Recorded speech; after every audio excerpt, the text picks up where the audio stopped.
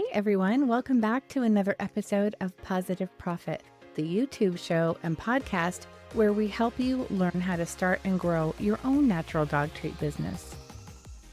Hey Profiteers, thanks for joining me on Positive Profit. I'm your host, Kara, and today we're going to dive into a great topic that was inspired by one of our very own dog treat bakers. But before we get into it, let's have a quick chat. So I have a little confession to make. You guys, my brain has been all over the place lately. I don't know if you can identify or not, but between running Positive Profit, designing new merchandise, and spending quality time with my family, it has been a whirlwind.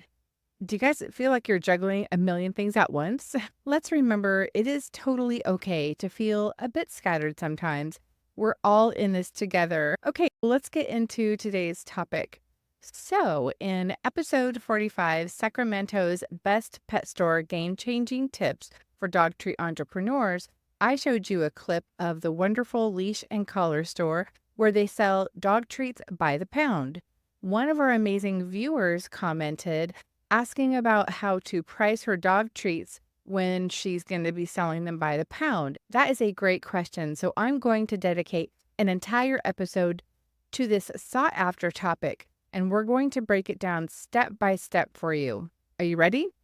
Before we get started, did you know that I have a free community of bakers just like you who are also wondering about how to price their dog treats? We talk about everything dog business related there, so come on over and join us at facebook.com/groups/start a dog treat biz. Okay, let's get after it. So first things first, let's talk about costs. Because knowing your costs is crucial because even a small miscalculation can impact your profits significantly. We're going to break it down into 3 types of costs: variable costs, fixed costs, and total costs. Variable costs are the expenses that change depending on how many treats you make. For example, ingredients, packaging, and shipping. Fixed costs are those that are steady expenses, like rent, utilities, insurance, and labor.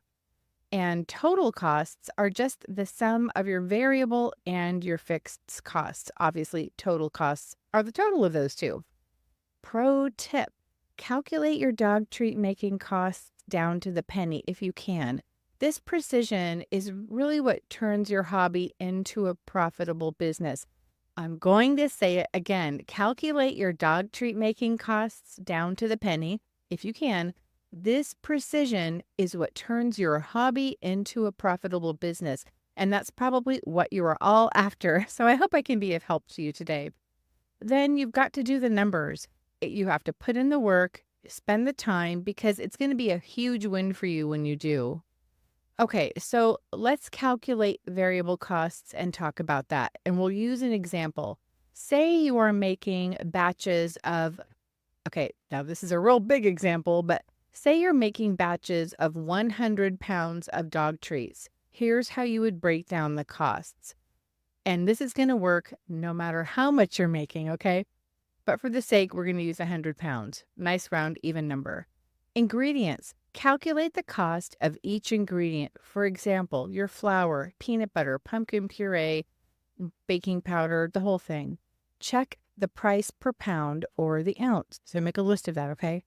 Packaging. Don't forget to include the cost of your packaging materials, whether you're going to be using bags, jars, tins, labels. Calculate everything that goes into your package.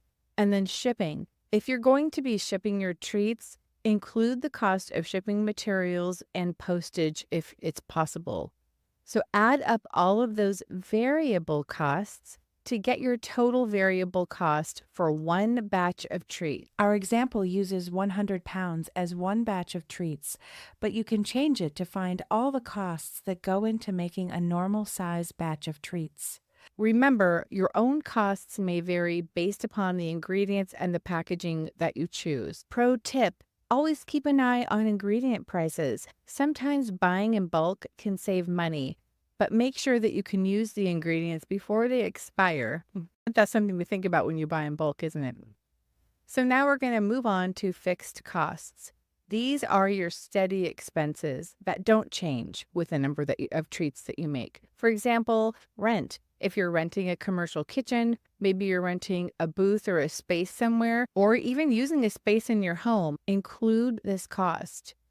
Utilities, water, electricity, and gas, factor those in for what you think it costs to make your batch of treats. Insurance, business insurance is also a must to protect yourself. That's a whole separate episode, but please factor it in. Labor, if you're paying yourself or an employee, include those wages.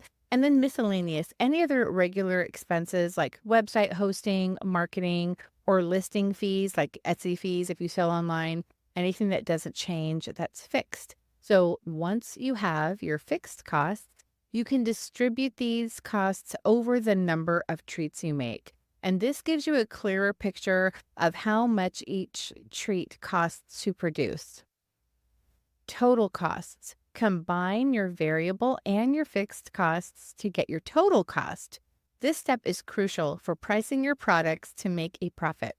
Let's say your total variable costs for 100 pounds of treats is $200. That means your variable cost per pound is $200 divided by 100, which is $2. Next, let's add up your fixed costs. For the month, let's say they total $500. If you make 200 pounds of treats in the month, your fixed cost per pound is $500 divided by 200, which is $2.50. To get your total cost per pound, add your variable cost per pound to your fixed cost per pound. In this example, that would be $2 variable cost plus $2.50 fixed cost, equaling $4.50 per pound. Pro tip, regularly review your costs. As your business grows, your costs may change, and staying on top of them ensures you're always pricing your treats correctly. So just maybe once a quarter, if you want, go ahead and review your costs just to make sure you don't have any price increase. So now that we've got your costs all sorted out, let's talk about setting your price. A traditional pricing formula is to charge 2 times your cost for wholesale orders and 3 to 4 times your cost for direct sales. Pro tip, a higher perceived value allows you to charge more, even if your costs stay the same. For example, if your treats are all natural or maybe you use premium ingredients, highlight that in your marketing and it drives up the perceived cost of your treats. Knowing your target market and the perceived value of your product is just as important. Think about the group of consumers who are most likely to buy your treats. Consider their age, location, interests, and the price that they would likely pay. Tailor your branding, your messaging, and your pricing to this specific group. Pro tip, when talking about your treats, wear my t-shirt. No kidding. When talking about your treats, focus on the experience and the emotions. And maybe your treats remind dog owners of their own childhood treats or the comfort and the joy that they bring to their dogs. This emotional connection can also justify a higher price as well. So let's talk about wholesale versus direct sales. Wholesaling your products, it means that you're selling in bulk to a retailer who then sells to their customers. It is a great way to sell larger quantities more predictably. However, wholesale prices are usually lower, typically at twice the cost. Now, direct sales, on the other hand, mean that you're selling directly to your customers, usually at 3 to 4 times the cost. This method lets you build your own customer base and keep all the profits, but it also requires more effort in marketing and sales. Pro tip, many businesses, they use both models, so don't feel like you have to choose just one. It's all about finding what works best for you and your business. I did both. Some clients wholesale, but most customers were direct. So moving forward, we have covered a lot today.